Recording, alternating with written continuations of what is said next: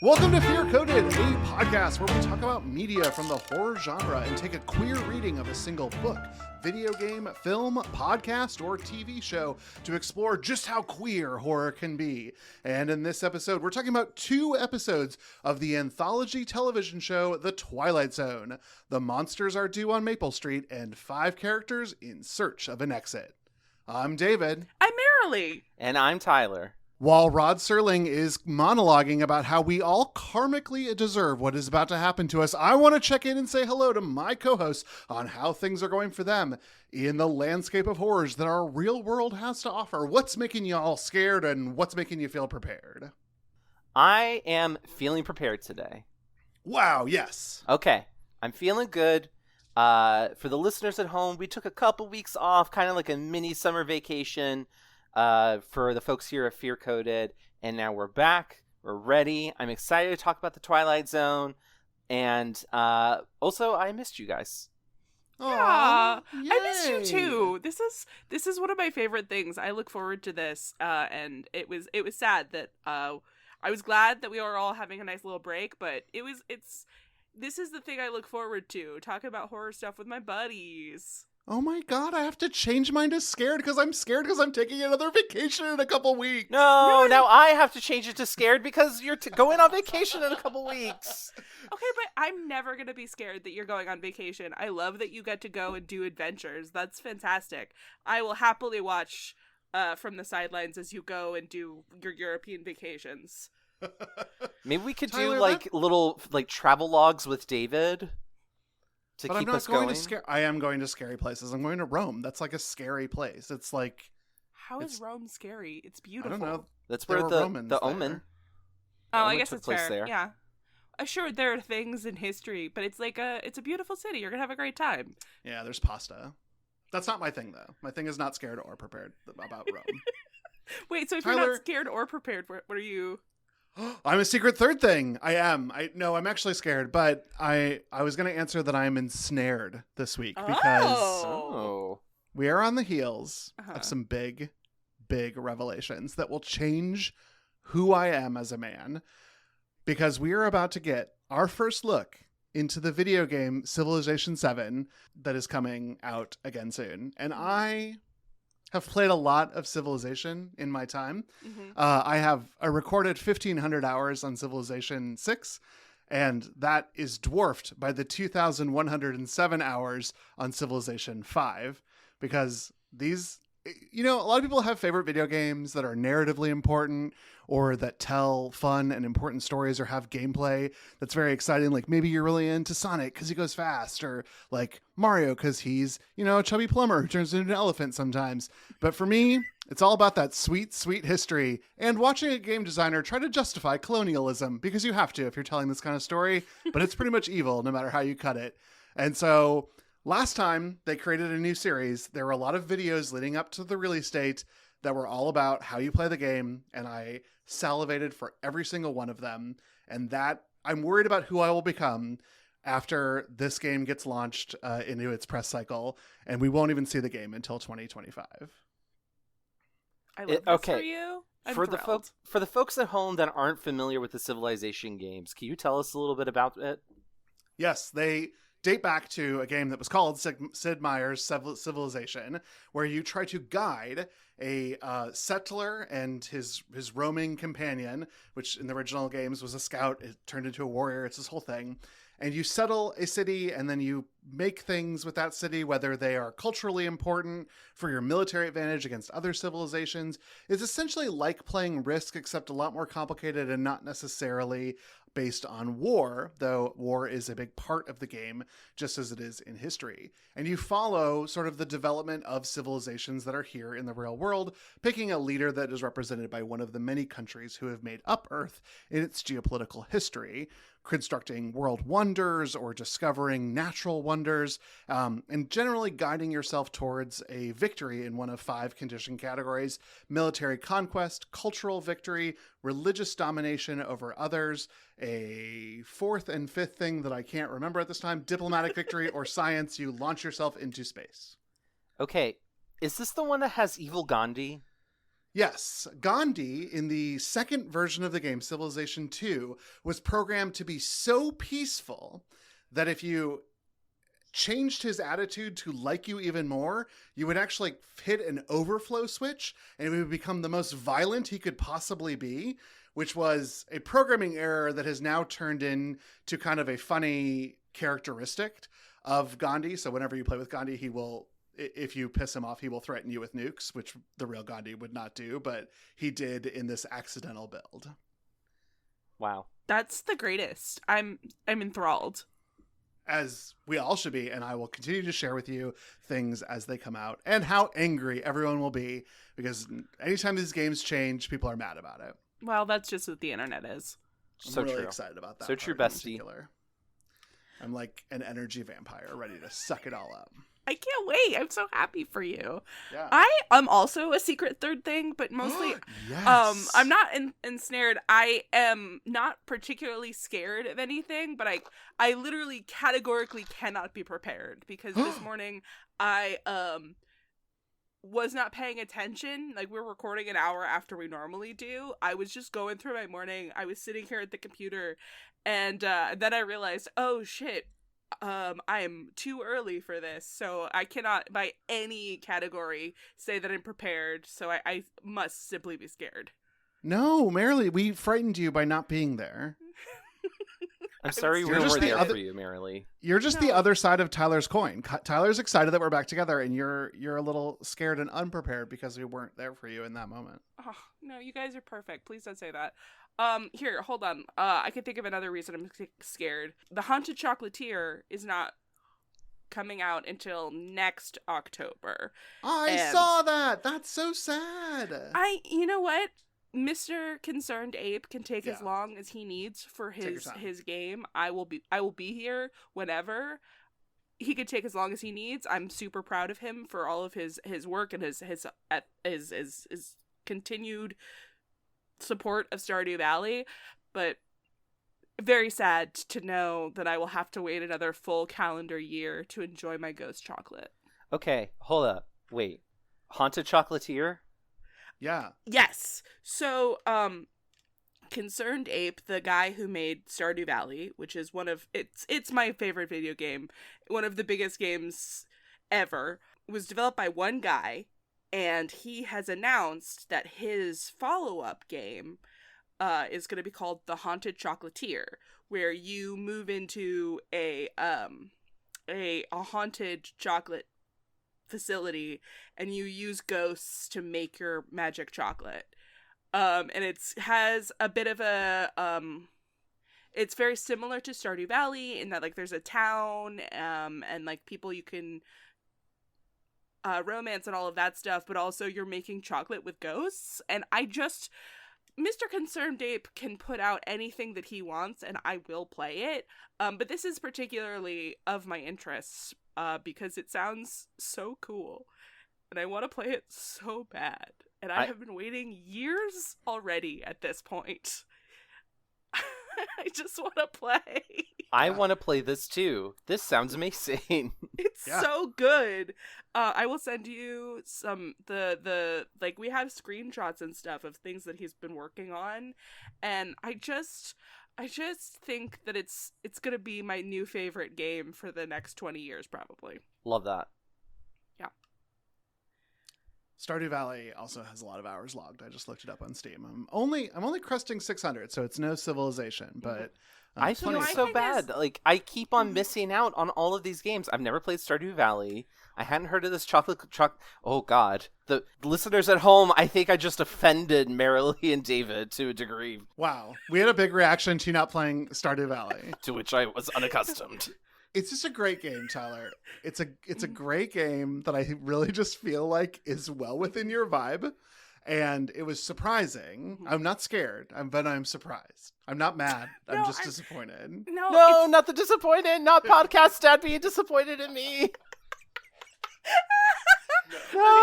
So it's a really, really affordable game. It's generally like $15, and you can also find it on sale a lot. So it's a really, really easy purchase. And they have it on Steam. They have it on Switch. You can get it for the PlayStation. There's a mobile version. It's super accessible to wherever you want to play, and it's just a very simple, like, 8-bit graphically styled farming sim game that took all of, like, when he was making the game, he said very, very much that his inspirations were Harvest Moon and Animal Crossing, and that is really apparent in the, like, whole ethos of the game. You are a farmer who, like, abandons your life in the city because it's deeply unfulfilling, and then move into your grandfather's abandoned farm in this place called Stardew Valley. And it's if you like farming games, or Harvest Moon or Animal Crossing, you have to play it. It's just so good. Someone told me that they use an Excel spreadsheet to play it, and that kind of scared me.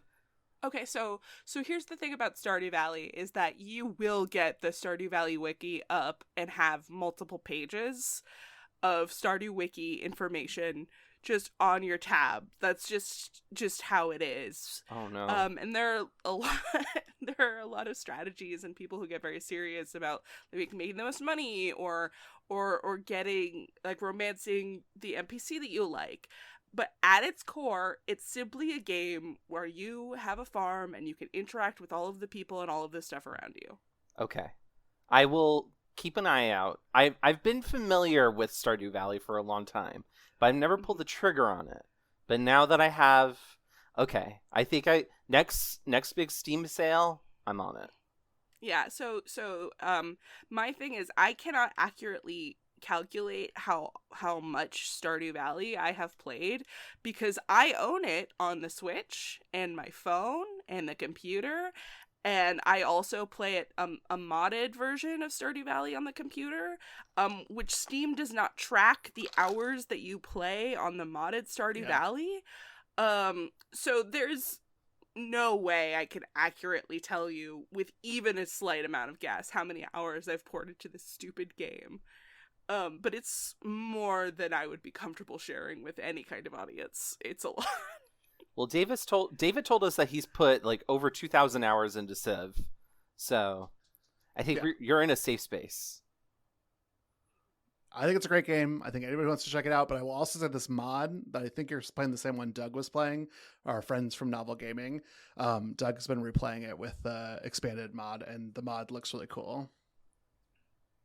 Yeah, the expanded mod's really, really good. I love the expanded mod. I also like, there are a bunch of different mods where you can give them seasonal outfits, which is really fun. Because the seasons, I'm sold. Yeah, the seasons change in the game, but nobody's outfit changes. And so that's one that I really like. The secret to me to get me to play a game is, like, put in, like, Barbie's Fashion Adventure kind of like a style sort of game into it, and I'm sold. Like, can I change the outfits of characters? Yes, then I'm in it. Well, you could change your outfit no matter what. And in fact, yes. Getting clothes is a bit of a thing. Like, as you get certain achievements and, like, do certain things in the game, like, you could get certain hats. Like, there's a little secret hat shop that opens up, and so for every different achievement that you get, you can go buy another new hat for your character.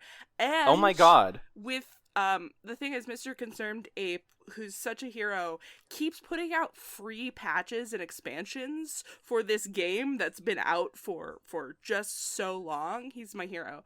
And so now you can put your hats on your animals, which is great. Oh, if people had led with that, I would have downloaded this game years ago. Yeah. And I'll just, while we're talking about how great Stardew Valley is, I just want to throw out there that you can buy vinyl versions of the soundtrack, and they're absolutely gorgeous. It's some of my favorite that I own. Okay, I'm gonna get addicted to this. Yes! I got another one!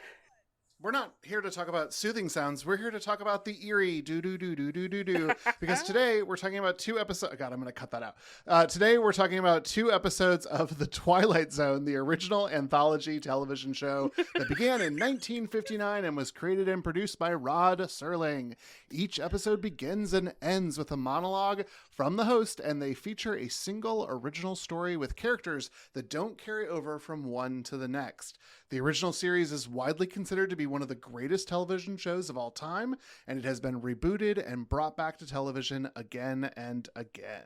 The Monsters Are Due on Maple Street is the 22nd episode from the first season of the original Twilight Zone series, airing March 4th, 1960. It was written by Rod Serling and directed by Donald Wilson. In 2009, Time magazine named it one of the 10 best episodes of television ever made. And in the 2002 revival series of The Twilight Zone, they remade this episode and gave it a new title, The Monsters Are on Maple Street. 5 Characters in Search of an Exit is the 14th episode of the 3rd season and was directed by Lamont Johnson. It originally aired on December 22nd, 1961. While the teleplay was written by Rod Serling, it was based on a script by Marvin Peddle, originally titled The Depository. This episode was supposedly the inspiration for the 1997 film The Cube, which was the direct inspiration of the Star Wars The Clone Wars episode, The Box, which was covered on another podcast on Glitterjaw, co-hosted by our very own David. It's gimmicks! Yeah. This was before my time, but we just re-aired it with my own thoughts. And I was a big Cube head, let me tell you. I loved Cube. Oh my gosh, I've added Cube head to my personal lexicon. That's great. Please do. Yeah. What are your histories with the Twilight Zone and these episodes in particular? So, I actually grew up watching episodes of the Twilight Zone with my family every New Year's Eve and 4th of July when it was on, used to be just called the Sci-Fi Channel, now I think it's just called Sci-Fi. And actually one of my favorite memories from childhood related to the Twilight Zone is spending time with my grandpa. And he would put me on his lap, because this is when I was really little, and he would tell me stories about the Twilight Zone. Not like that they were like real or that they happened to him or anything. He was just telling me like synopses of the episodes. And I remember he told me about the one with the airplane going back in time and they see like the dinosaurs and stuff. And I just remember being like, wow, holy shit. But as a little kid, I wasn't saying holy shit. So yeah, the Twilight Zone holds a special place in my heart. For the listeners at home, I'm actually wearing a Twilight Zone t-shirt right now. Yeah, it's a big deal for me. What about y'all? I'm just, your grandfather was basically doing what we're doing right now. He gave you a personal podcast recap. Yeah. Oh, are you a podcast Nepo baby, Tyler, and you never told us? I have to find out what podcast my grandpa was doing in 1996. It's like, I need to go back and tell him to, like, invest in Pixar, invest in IBM. We actually did tell him to invest in Pixar after Toy Story came out because my mom was just like, holy shit, Dad, this is going to be huge. You have no idea. And my grandpa was just like, it's a fad. And he was like, no, it's a fad. That's fair. That's fair. My grandfather also said that stuff, including to cable, which they offered to run to his house for like $5. And he was like, cable will never kick on. And we had a huge satellite dish that he had just invested in. And now they can't get cable at the farmhouse. But as for me, I have seen many episodes of the original Twilight Zone series. Although, as I'll get to, 5 Characters was either new to me or I've erased it from my memory, which I'll talk about why in a second. But I have obviously seen a lot of them, and the ones that stick out to me are the ones that I think are maybe stick out to more people because they are some of the most popular ones. Time Enough at Last, which was where the guy just wants to read books and no one will let him, his nagging wife, and he goes down to his bank vault because he works at a bank, and then I think nuclear bombs go off everywhere, and he comes upstairs and he's like, I have time to read, and he leans over and his glasses break and he's like, oh no. I've seen It's a Good Life, which was parodied or homaged on The Simpsons, which is about a like psychic boy who can control people people's appearances and makes them monsters if they don't think happy thoughts. And then Eye of the Beholder, which of course was the one where, oh no, I'm so tragically ugly as a beautiful woman because everyone else is pig people. Ideal life, truly and honestly. We aren't discussing it today, but there's an episode called In His Image that's just a Frankenstein story, but it's probably the gayest of all of the Twilight Zone episodes because it's about this man who was made by another man to like, it's kind of like Cyrano and a Frankenstein together, but there's a vibe between his creator and the creation. Like, duh, we obviously talked about this when we talked about Lisa Frankenstein. We're going to talk about it again when we talk about Frankenstein. Like, there's something a little bit queer about making somebody, and then, For sure. you know, being a little bit in love with It's them. the Pygmalion myth. I can't wait. I love it. I say I can't wait because obviously we're going to talk about that at some point. If only because I want to watch it now because that description sounds great. So here's the deal. I have never heard of these episodes. I think maybe Maple Street, but no, hadn't really heard of them before at all. I've never been a huge Zone head, so these were both very new to me. Maple Street was even in like my 8th grade anthology, like for language arts class. Like the script was in there and everything. Wow. Wow, we bash Florida public schools all the time on this podcast, and yet here's Tyler being like, they showed me. Oh yeah, my mom does it too. Like, as a teacher, she shows them like old episodes of the Twilight Zone. Great. Mm-hmm. It's a great series. You should show children these things that should horrify them and make them stay up late. I will say, the one of the very few that I am familiar with is, of course, Time Enough at Last, because as someone who really truly can't see without my glasses, that was one that really stuck with me. I was like, nope. And like, if I'm the only person that survives nuclear war and my glasses break, that's it. I'll just never see forever. I'm so happy we're talking about this because I really want to bring it up later in the episode because I have points to make about that. Yeah. Great. I'm excited. There's a significant moment of like character suicide in that as well that then he just sort of like recovers from. That's not how mental health works either.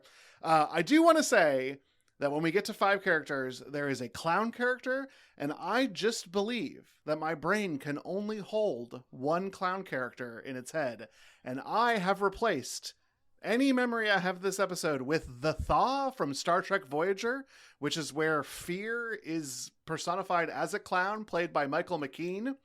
And Captain Janeway has to fool fear, which is what you do. You conquer fear. Oh, now I really want to watch it. Bizarre. I haven't, not to like. Yeah, I have not heard of that. I'm basically getting my nerd card revoked by the end of this episode, but I've never really watched Star Trek Voyager. Maybe I'll watch that one because that sounds interesting. It's a divisive entry in the series, so do with that information what you will. Okay. For some people, it was divisive because there was a woman on it. And for some people, it was divisive because some of the plots are a little wacky. And Star Trek was moving towards this like really serious space, and they weren't ready for the wackiness. It was, I like Voyager. The way that he said that and then stepped away from his camera, like his microphone, to drink his tea, just, I wish there was a reaction gif of that. It was delightful for me personally. Right now. I was giving Kermit. Yes. Well, the Twilight Zone is among some of the most significant cultural keystones of our time because with 156 episodes that ran from 1959 to 1964, it really was ubiquitous in the American household.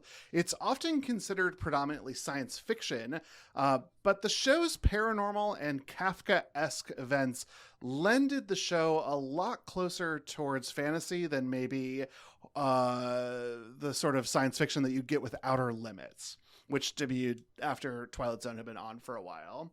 The phrase Twilight Zone has also entered our vernacular, and it is used to describe surreal experiences in our life that don't fit into the night, don't fit into the day, or sort of in this in-between twilight. And in fact, there was a whole theme park ride called the Tower of Terror that was based on the Twilight Zone.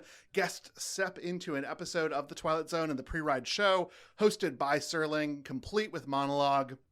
That's now been repurposed as the Guardians of the Galaxy ride as part of the Avengers part of the Disneyland and Disney World campuses. There have been a ton of parodies, references to classic episodes of The Twilight Zone. Many episodes that have aired are inspirations for media that would follow. And we'll talk about that specifically very soon when we talk about the 5 characters in search of an exit. So for both of you, what are the cultural impacts that Twilight Zone has made in your media consumption? Listen, okay? You have to understand. As previously discussed in our Psycho episode, I was an absolute Philistine as a child, and the few episodes I did watch when I was younger, I thought were really boring. I'm so sorry. I was wrong, and I know that, but I thought it was boring. Obviously, I'm into media, so there's a certain awareness of the Twilight Zone that comes for free with just entry.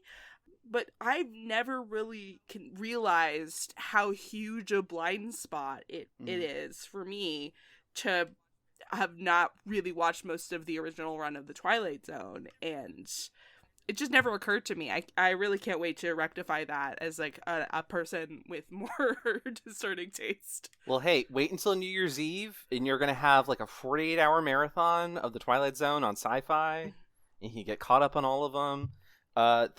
The one with the ventriloquist dummy is nightmare fuel. No. That Too one is scary. legitimately scary. There's a couple episodes of the Twilight Zone that are like actually still kind of scary to this day. Nightmare at 20,000 Feet with William Shatner. Yeah. Oh, I have seen that one. That one is that one's a little less The scary because the gremlin looks like a wet teddy bear, but like. Yeah, that was the thing. I saw that it is like I had been on planes a lot as a kid because my grandparents live in New York, and so we would go up and visit them, and so I had been on a plane a lot.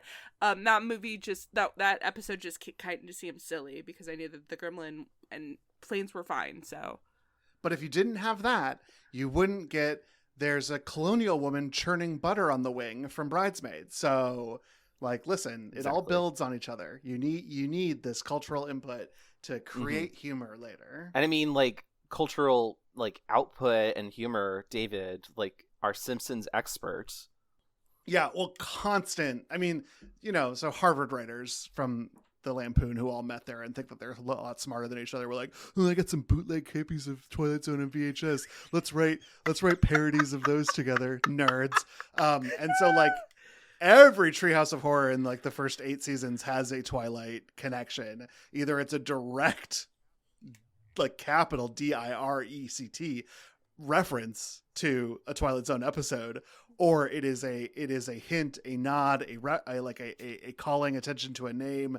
There is so much ore to dig here, and a lot of people who are listening to this probably are familiar with things in The Simpsons that you don't even know are Twilight Zone references. And like Futurama too, the scary door. Yeah. Yep. Yeah, same thing. Tyler, I'm a little surprised that you're not speaking up about this Tower of Terror. Didn't you live near one of these things? Are you a Tower of Terror? I'm so happy you brought this up, David, because I must tell you. First of all, your information about it being gone at Disney World is inaccurate, sir. It is not going away, and knock on wood, it will never go away. So, at Disney World in Orlando, we still have the Tower of Terror ride, and it is always fucking poppin'. Like, I can never go on it because it's just always so busy. I went on it once as a part of grad night when I graduated from high school, and that's it. I've never been able to go on it again because the line is always so long. Instead, there is a Guardians of the Galaxy ride at Epcot, which is different than Hollywood Studios, where the Tower of Terror ride is. So, on that note, for me, the Twilight Zone didn't really have like of course all of these cultural impacts and like references and things like that. I am familiar with many of them, but for me, because I started watching the Twilight Zone when I was so young, I think it might have had like an outside impact on the way my brain works, and probably is what helped get me into like sci-fi and horror and everything. But because it was also like family approved, because my family was obsessed with it too. But to me, the Twilight Zone in my head is like an actual place that you can go to. Kind of like, I think my brain invented the backrooms, liminal space, like phenomena before the backrooms existed. Because I was just like, oh, the Twilight Zone, these people are actually like, it's Rod Serling is speaking the truth. It's an actual place that you can go to. At least in my imagination it was. So if you weren't careful, you could fall into it, or it could just pick you as someone to either torment or reward. And so I just kind of like, it was my way of saying like, oh yeah, all of these things are actually happening in universe in the Twilight Zone. So it was my brain's way of connecting all of these anthologies together. But they're all sort of like, we didn't give a lot of time and space to this, but they're all sort of like morality plays, at least in this first season. I think by the time we get to like season 4, it changes up a little bit, but there's always like a lesson to be learned from Rod Serling. Like he's going to come on and tell you, I mean, he even just like gives you the lesson. You don't even have to think about it too hard. And that's some of the stuff that I want to talk about later in the episode. So I'm glad you bring that up.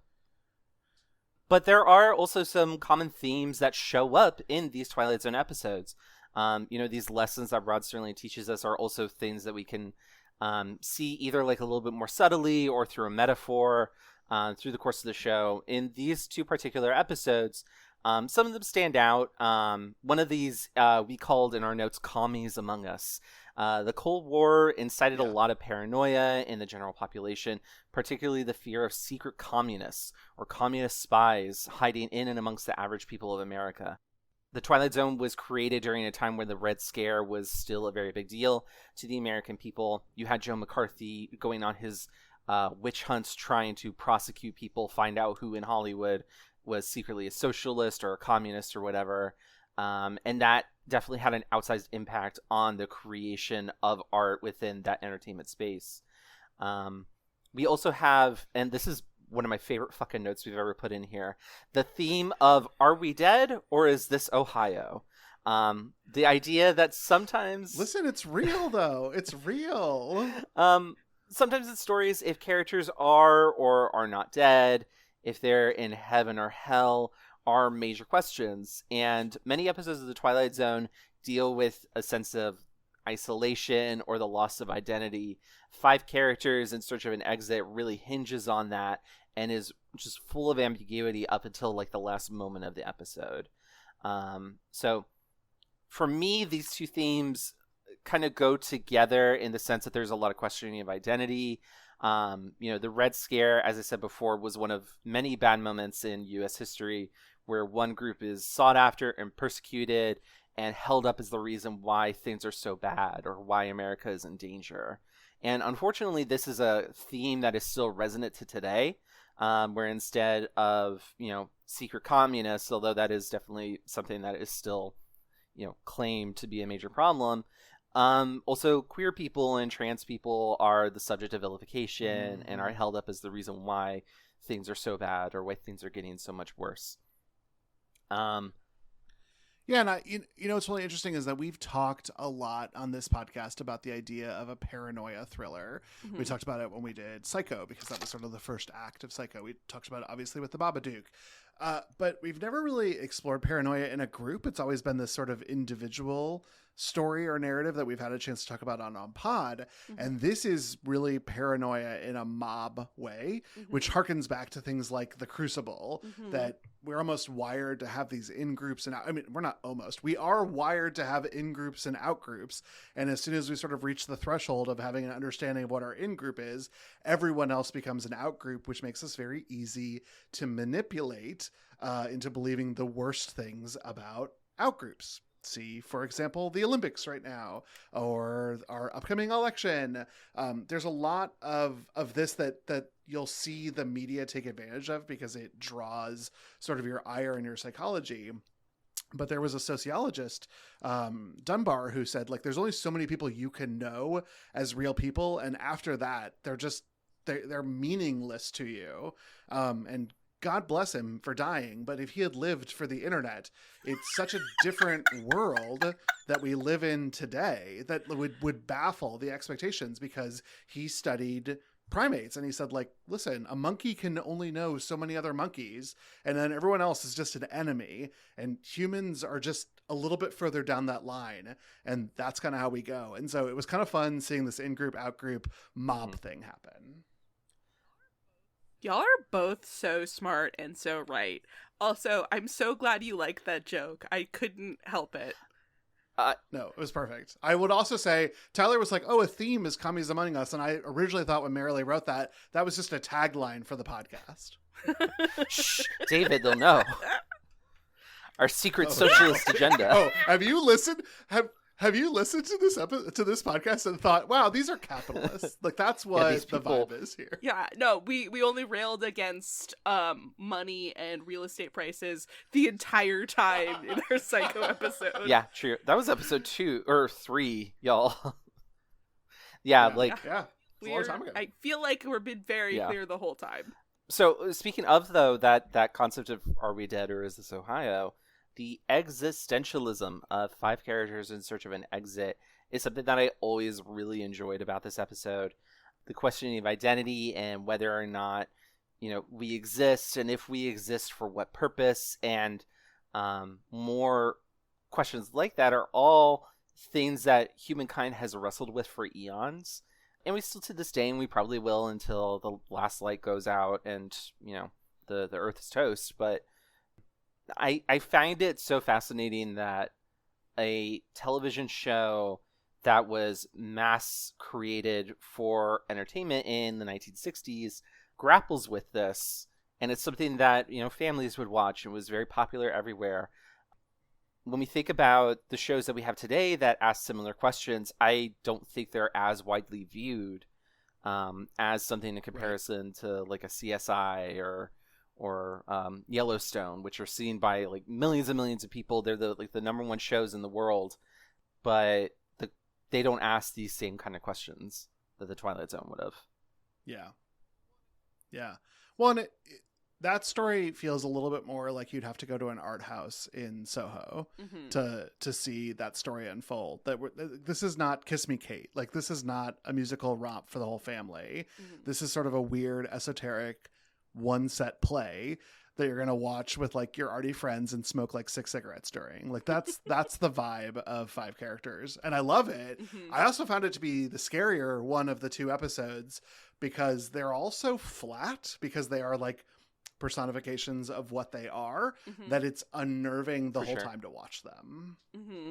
Yeah, I really thought 5 characters was very scary. We'll get more into that when we get into that, but it definitely has the art house vibe. I definitely kept being reminded of like, this seems like something they would have put on in college. It seems like exactly a play that I would have seen, and frankly it would be a great play to watch. And again, we'll talk about that when we get to our 5 characters portion of the episode, but there is a very good reason why it feels like we're watching a play. Well, let's stay 20,000 feet in the air and talk about the gremlin on the wing. Is the Twilight Zone horror? Because it's known for experimenting with genres, but it's generally thought of as a science fiction or fantasy show. Why do these specific episodes fit under the horror umbrella for us to talk about today? To me, I think the fear of the unknown is what's central to most episodes of the Twilight Zone, and these 2 episodes really go out of their way to demonstrate that. It's often said that real horror is what we do to our fellow humans, and that is definitely, of course, on display in Maple Street, but also the terror that comes from the loss of identity, the questioning of who it is that we are and what our purpose is. That is also a classic form of horror that goes and digs down deep into the lizard part of our brain. So this is something, again, that shows up in a lot of Twilight Zone episodes. Isolation, fear of not knowing who you are.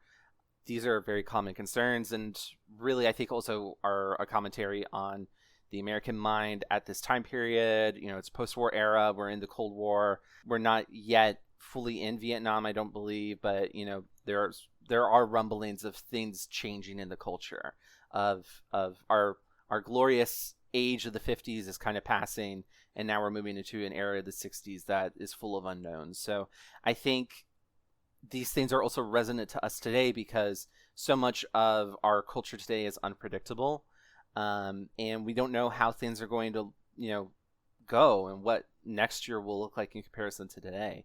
And so I think that's why it's also so impactful to us right now. You're right and smart. Thank you. But what do you all think? Do these episodes create a feeling of horror in you? I said this before, I will say it again. like the ending of 5 characters is deeply horrifying to me on several levels. So if that's not horror, I don't know what is. As for Maple Street, yeah, you know, it's a really interesting little parable. And I do think that it fits in the horror category. What about you, David? Yeah, I mean, I absolutely think it fits in horror. I just wonder if, especially for anthology television series, if I haven't just been a little bit more inoculated with modern use in this genre of scarier things that unnerved, certainly, but none of this kept me up at night. You know, like I'm familiar with paranoia, that didn't like stick with me long term. The ending of 5 characters was, I mean, like twisty and spooky, but not terrifying. In fact, like almost a little settling at the end. It almost was like a little balm at the end, because I was like, oh, there's a resolution. It's a little creepy, but it's, you know, it's a resolution. And so I don't know, I guess for me, definitely horror, but this one didn't wake me out as much as other things that we've talked about on the show. Well, we did start with the Babadook, so, you know. Well, high bar to clear. Really, yeah, all downhill from there. Not qualitatively, though. No. The podcast is only getting better, but not as scary as the Babadook, but few things are going to reach that level. Yeah. So, you know, is it horror? Sure. Here's the question. Is this queer? Listen, Marilee, you've taught us anything can be queer if you want it to be. But this one, I think, is also right there on the page. The whole series is about things that don't quite fit. And that's us, babes. We just don't quite fit. I am right there with you. I think if we want these things to be queer, they are. And we have evidence to back that up. That's always the thing that I really love about like talking about theory and analysis of like any piece of media, literature, TV show, whatever, is that if you believe that there is a message in there, if you can find the evidence, then God damn it, there it is. So for me, Maple Street is of course getting at that fear of the other, the big O other. What if the person that you have deemed a monster looks just like you? That is something that is really, really terrifying evolutionarily. You know, like David was just describing, you know, chimpanzees, for instance, will have their in-groups and then they will kill and terrify out-groups. Even though chimpanzees look like chimpanzees.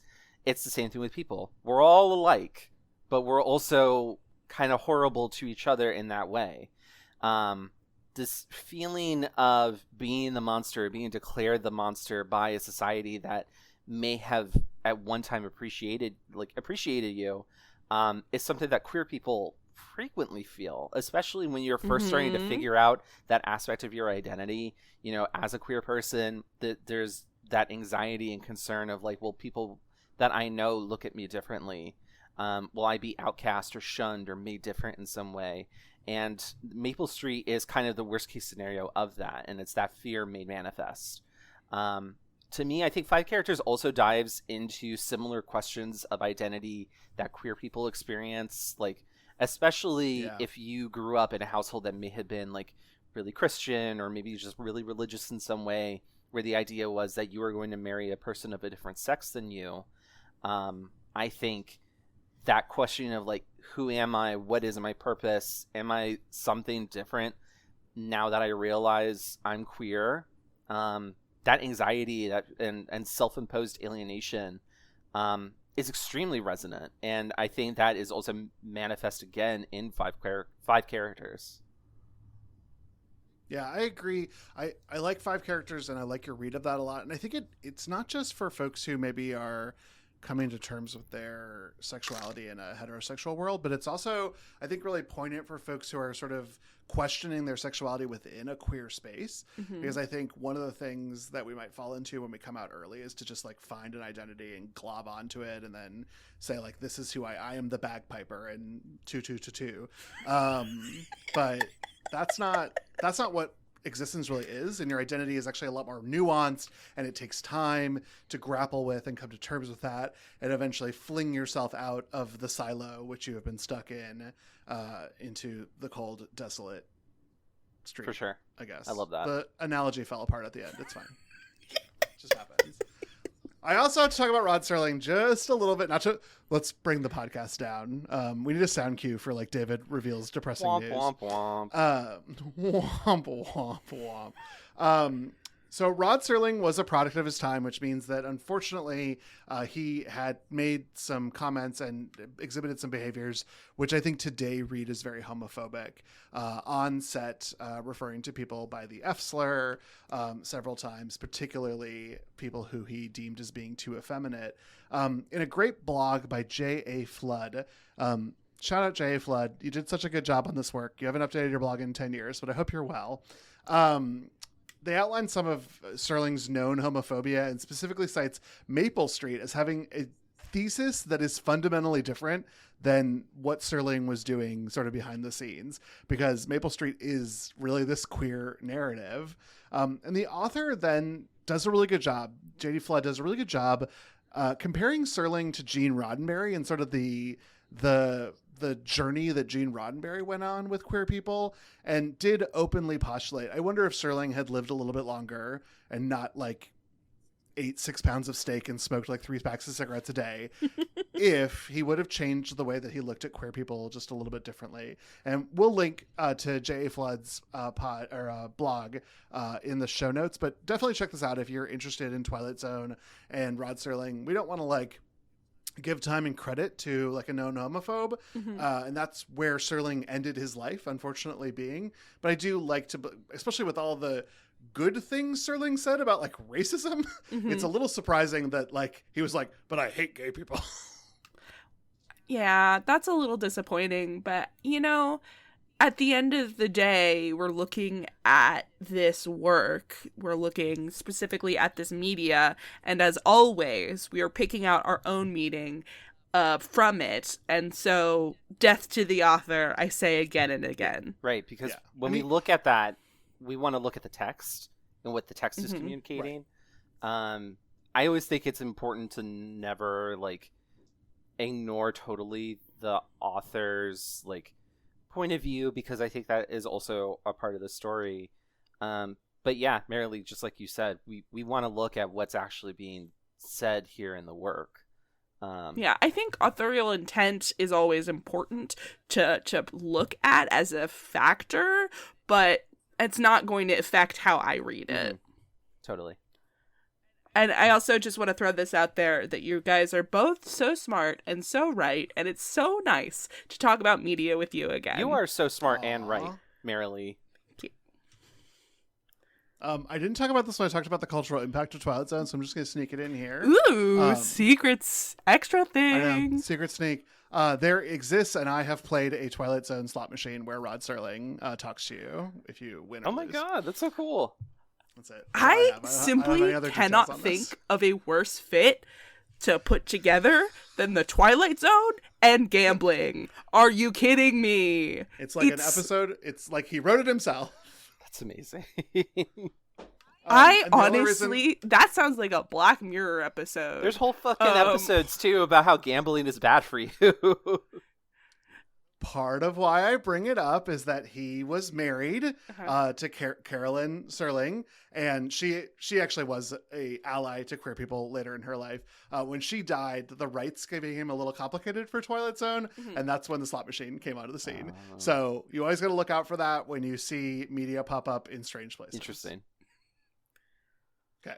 Well then, let's start talking about not slot machines, but the episodes that we have come here to discuss, and we'll start with Maple Street. So the episode begins on a normal suburban street in the then present day. In the narration, Rod Serling says that this is the last few moments before the monsters came, while everyone on the street reacts to a loud noise and bright light in the sky. Then the electricity in the whole neighborhood shuts off. The phone lines are down and they can't even get a signal on the radio. Everyone comes out into the street into confusion, asking if anyone has any idea what's going on.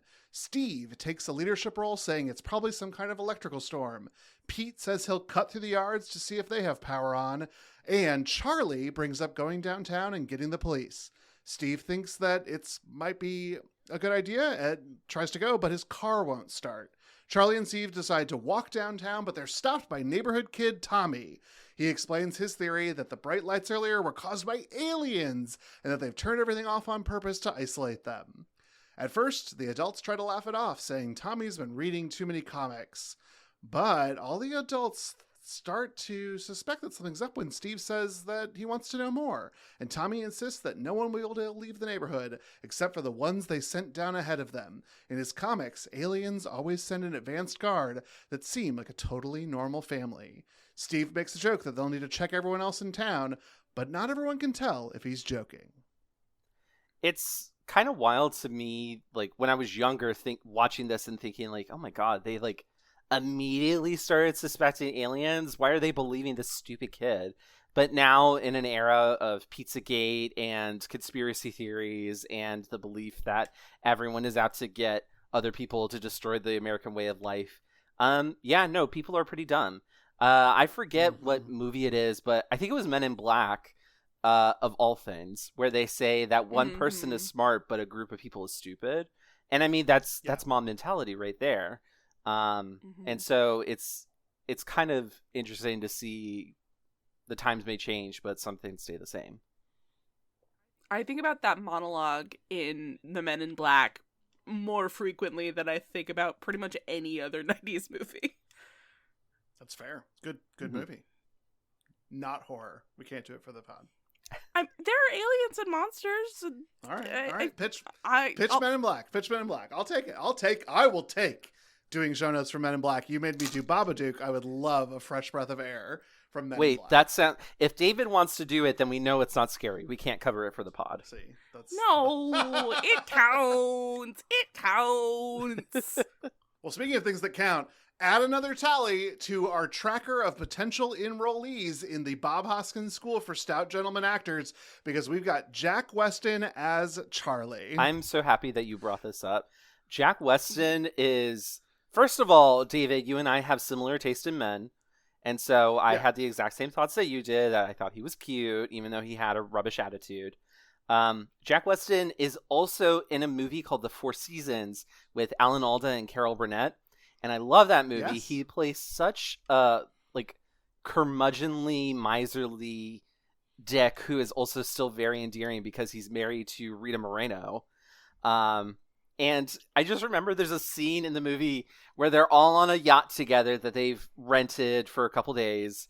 And their friend and his new, much younger wife or fiance are swimming naked in the Caribbean.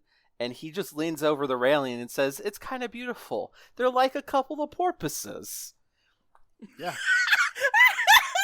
Four Seasons is great. Also not appropriate for the podcast. And here's the deal. I'm never going to be able to talk about this again because we're never going to talk about Jack Weston on any other podcast that I do. But his brother worked under a pseudonym as Anthony Spinelli, which might be a name that is familiar to some listeners because he was a prolific pornographic film director. But he holds a special place in my heart because as a pornographic film director, he was interviewed by many people who worked on his films that his interest was telling a story, and as soon as they would get naked, he would leave set and let everyone else handle every other part. So just goes to show that if you're ace in the world and you want to direct porn films, you can do it. Focus on the dialogue, baby. But because it's Hollywood, his son goes into pornography making as well. And Mitchell Spinelli has directed a prolific 162 films, mostly using point of view as his signature technique. And I now know that information. Now, so do I, so does Marilee, and so do our listeners at home. So do all of our listeners. I hope Please you all enjoy. Entertain people at cocktail parties. I can't imagine being a Nepo baby in a porn empire. I simply cannot.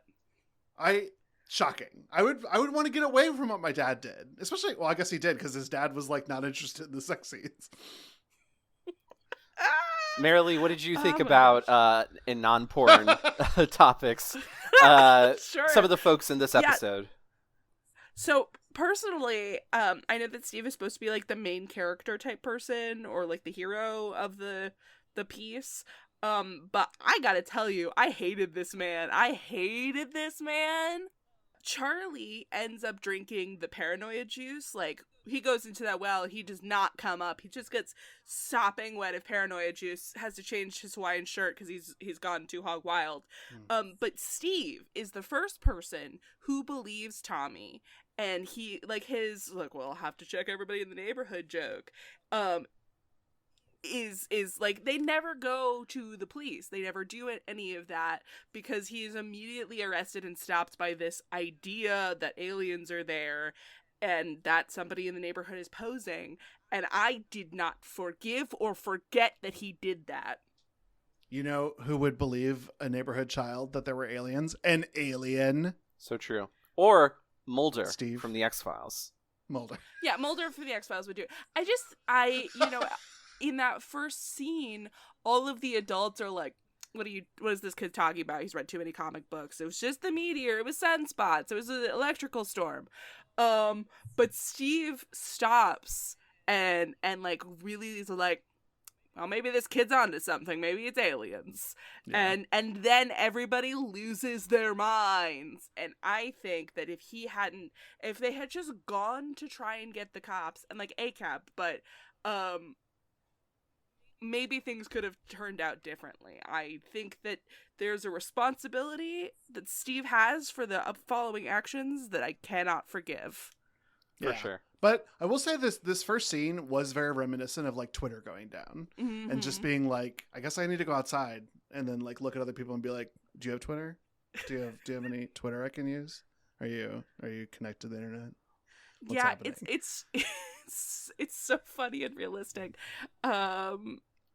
I was at my sister's house last year when a tree fell and hit a power line, and so the whole neighborhood like lost power, and truly every person on that street like walked out, and we were just like, nobody's got that tree fell, how wild, what that's exactly what really happens, and I think that's pretty fun. Then you were like, how often do trees fall? And then you go to look it up on your phone and you're like, oh no, I can't do that. Well, speaking of Twitter going down and creating mob mentality, let's talk a little bit more about the potential mob that springs up in the rest of this episode. So, a character named Les up the street tries his car, but it won't start. He gets out to join the rest of the group, but he doesn't get 2 steps away before the car starts up by itself. All the other neighbors stand grouped together and point out that Les hadn't come out of his house to check out the thing that flew overhead, and saying that he and his whole family were always oddballs. They all start to run towards Les when Steve calls out and stops them, saying, "Now let's not be a mob." Les tries to explain that he has no idea what happened, but doesn't understand why everyone is ganging up on him like he's a criminal. Steve tells him that the general impression now holds someone on the street is, quote-unquote, different from us, and pretending to be a normal human. The car starts itself up again, getting everyone on edge. A neighbor woman demands Les explain why, if he's such a normal person, when she wakes up in the middle of the night sometimes, he sees him standing in his yard, staring up into the sky like he's waiting for something. Les explains that he has insomnia, which is the only thing he's guilty of. Everyone else backs away from him, and Les calls them sick, frightened rabbits who don't know what they're starting, which will become the real nightmare. This NextDoor nonsense going on. This is literally like NextDoor nonsense. And I think what's so interesting about this comparison to social media going down is that saying that let's not be a mob and trying to figure out like who is the real bad guy, that's so reminiscent of social media playing out in person here. I think every day on social media is the Monsters Are Due on Maple Street, because everyone is always trying to say, who's today's main character? Oh, it's this person who says that we shouldn't bring soup to our neighbors. You know, like it. Yes, that was a real thing. Yeah. It was when you were off Twitter, Marilee. It was the glorious window of time that you had escaped before we brought you back because of a podcast. We brought you back because of the podcast. Listen, I'm happy to play around in the mud with you guys because I love doing this. And I also had a lot of friends that didn't transfer over to the other social media sites. So it has been nice being back on Twitter, even though, God, the amount of psychic damage I'm taking is wild. You need to explain the soup thing to me though later, okay? Definitely. What? We'll take that off air. Yeah. But yeah, like to me this feels like, you know, of course they call out, like, let's not be a mob here, but it is turning into a mob, and it's becoming a witch hunt. And it's saying that, like, even though these things are happening that are outside of Les's control, they've decided that Les is Maple Street's main character for the day, and are all going to gain up on him and attack him. I think this part about, like, the neighborhood woman, like, bringing out the receipts, saying that Les is behaving strangely, and Les has, like, a pretty reasonable explanation as to why. So it's, on the one hand, he's definitely a victim here because something is happening that's beyond his control, with the car starting. But then, of course, we have the group of Maple Street, folks starting to say, like, okay, he's got to be the monster. Yeah. Well, and I've watched Survivor. I've watched other reality television shows.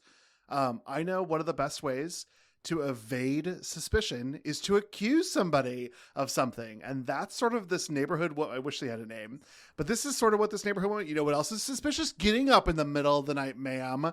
So answer for yourself. What's your deal? Why are you peeing? That's what Les should have been doing, but he hasn't watched Survivor because it doesn't exist for another few decades. Yeah. Listen, justice for Les. Wow. I've been there, girly pop. Yeah. You also had your car start mysteriously after a blackout? Yes, that's exactly what happened.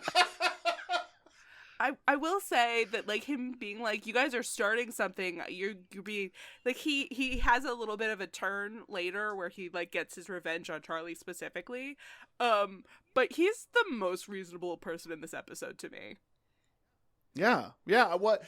Later his, like, wife shows to support him, and that bummed me out a little bit because I also kind of wanted her to be single for, like, it to be even better queer narrative of, like, oh, you don't even have a wife, you weirdo. But it's fine. I mean, he could be bisexual. She could be his beard. Yeah, also true. Well, okay, we don't know. I love all these saying things. These things are true now. So yeah, great. Done. Rod Serling, eat my ass. So true. I'm gonna get that on a shirt next. Rod Serling, eat my ass. Yeah, just there's merch. There's merch for us. Rod Serling, eat my ass. The power still hasn't come back after nightfall, leaving Maple Street with a tense atmosphere. Charlie is standing watch at Les's house, and his wife doesn't think it's right to watch over their neighbor like this. They're friends. Steve approaches Les on the front porch of his house, but Les warns him not to get any closer unless he wants trouble. Steve thinks that this is all some kind of madness, but Charlie warns him that he is not above suspicion either. Dawn points out that Steve regularly spends hours in his basement working on some kind of radio, but no one has ever seen it. The tone of the neighborhood shifts immediately against Steve, and things are very tense for a moment. And then they hear footsteps walking towards them in the distance. The neighbors start to panic, with Tommy even calling out that the monsters were coming. Steve tries to calm everyone down, but Charlie pulls out his shotgun and shoots the approaching figure. The neighbors crowd around and discover that the person Charlie shot was Pete, the guy who went to go check on nearby Floral Street, nearby Floral Street at the very beginning of the episode, and he is D-E-A-D dead. Yeah, and it's stark. The shooting is violent. I mean, it didn't actually shoot somebody, but there's a big puff of smoke. He collapses on the street. Like, we are to understand that he is, like, unrecoverably dead, and it's wild. I just didn't expect to see it in the episode. Mm-hmm. It was just, things devolved so quickly. I knew this episode was short, but goddamn, this was a water slide towards a bloodbath. And I mean, we see that today. With, again, social media is like a major culprit here because, social media becomes our Maple Street as a connected people. And so I if we kind of look at it that way,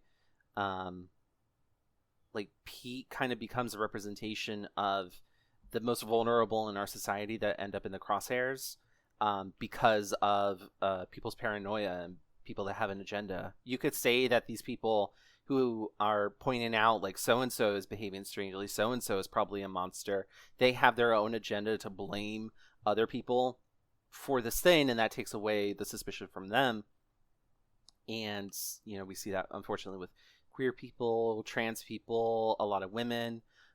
During the time of this recording, the Summer Olympics are going on, and for the last couple days, there's been a lot of really vile stuff, very transphobic, said about a female wrestler because she had like a higher level of testosterone naturally in her body.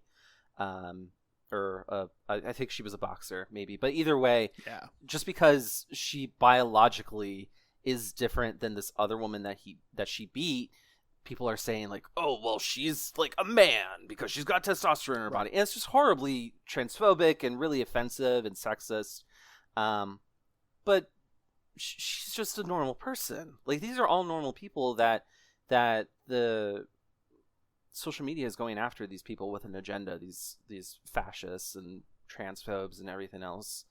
And I mean, that's unfortunately something that, just as they were dealing with in Rod Serling's time, we're still having to deal with today.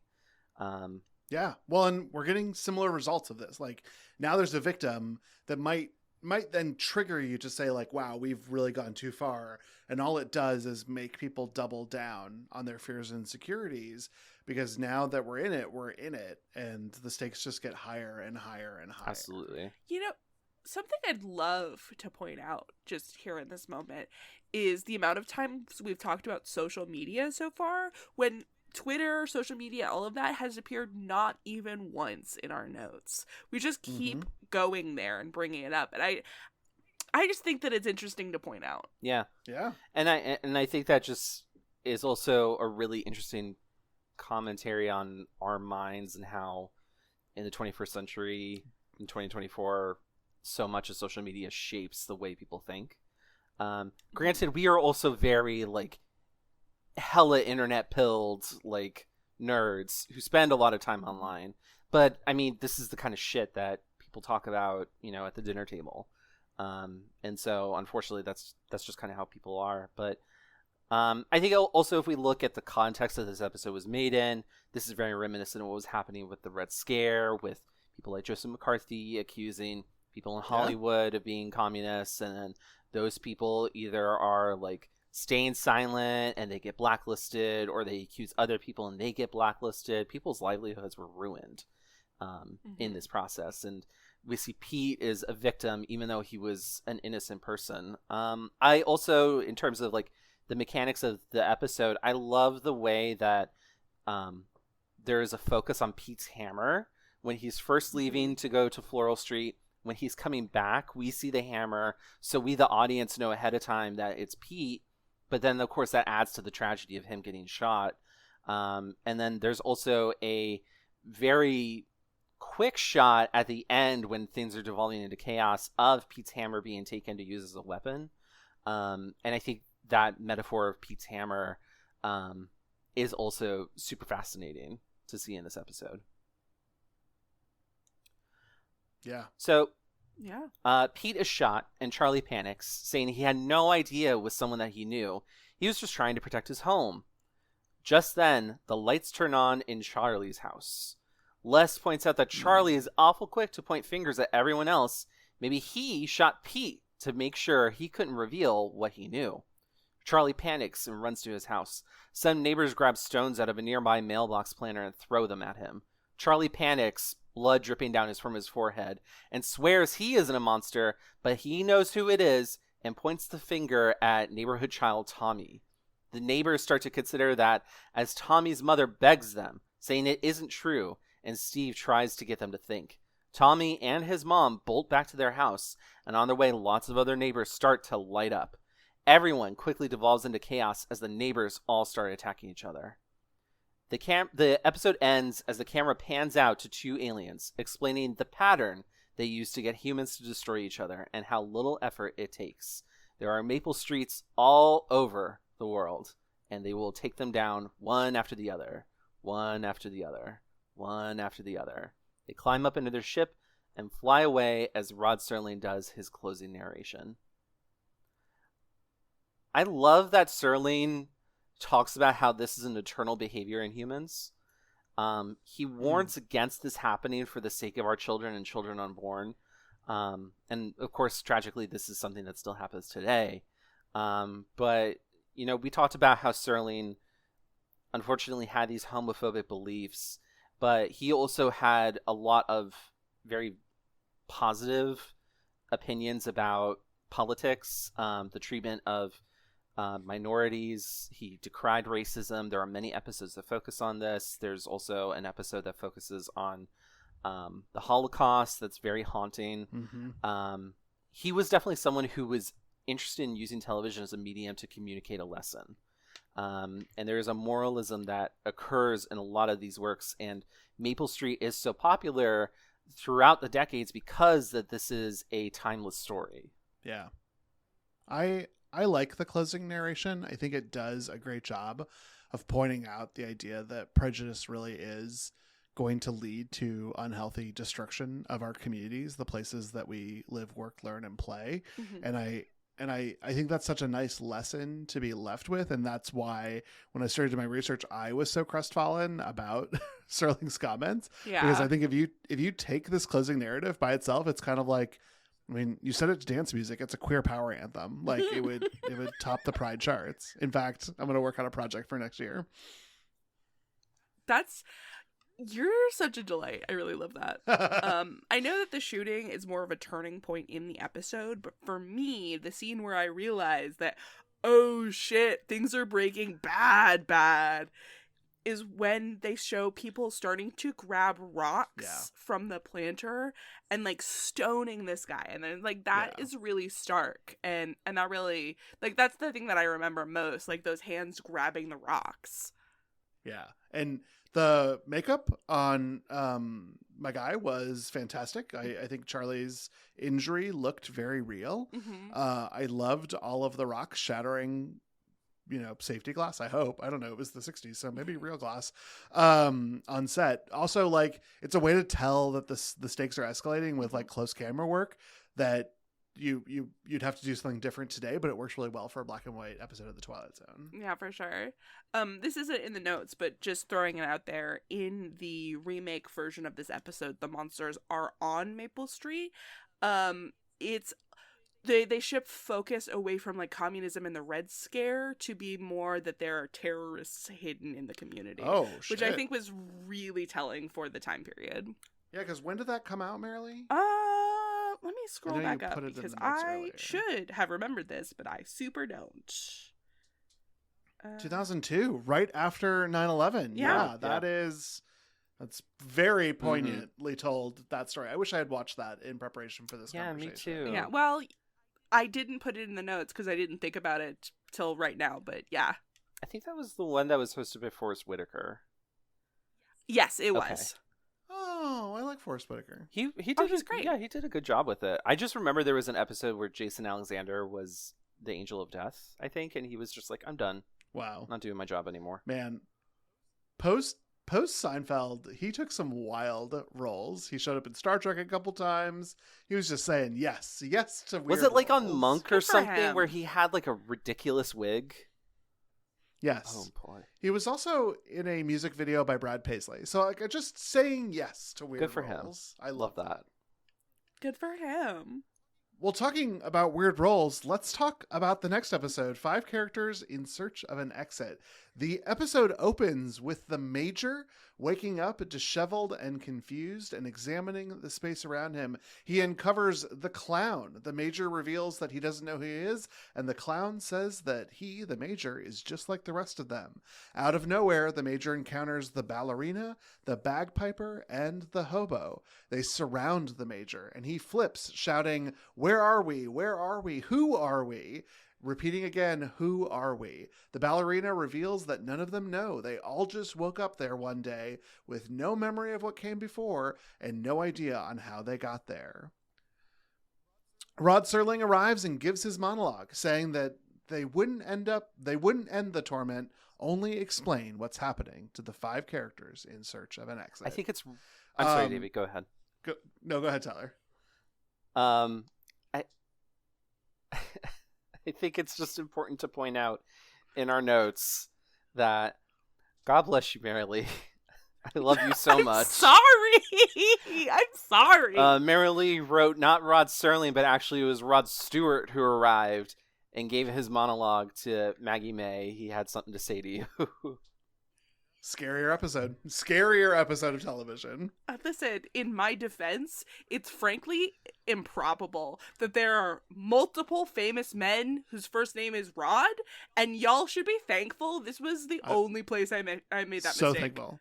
I also need listeners to know you're not hearing all the times that we're saying this wrong, because I have edited them out. But we've said Rob. We've said Rod Serling. This is a heart. Rod Serling is a weird name. He's a weird dude with a weird name, but we like the Twilight Zone. If we like somehow covered Mad Men and an episode of the Twilight Zone crossed over with it, we would be screwed because there's Roger Sterling and Rod Serling. Like, oh man, we'd be fucked. We'd be so fucked. But in this episode, Serling is poking his little head into this giant tube, and it was both spooky and a little silly because he's just there. It's not just monologue. He is there in person. Yeah. And like, I remembered that he did that sometimes, but he didn't do it at Maple Street. And so when I went directly from that one to this one, seeing him in person was like a big surprise. He was just like, oh, hello. And hello.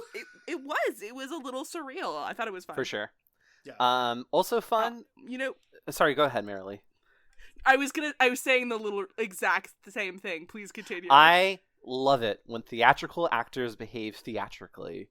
I unfortunately did not do my due diligence and look up like the acting history for everyone in this episode, but like you could just tell that these are people who are used to performing on the stage, especially the major he's using. He is casting his voice so that everyone in the audience can hear it.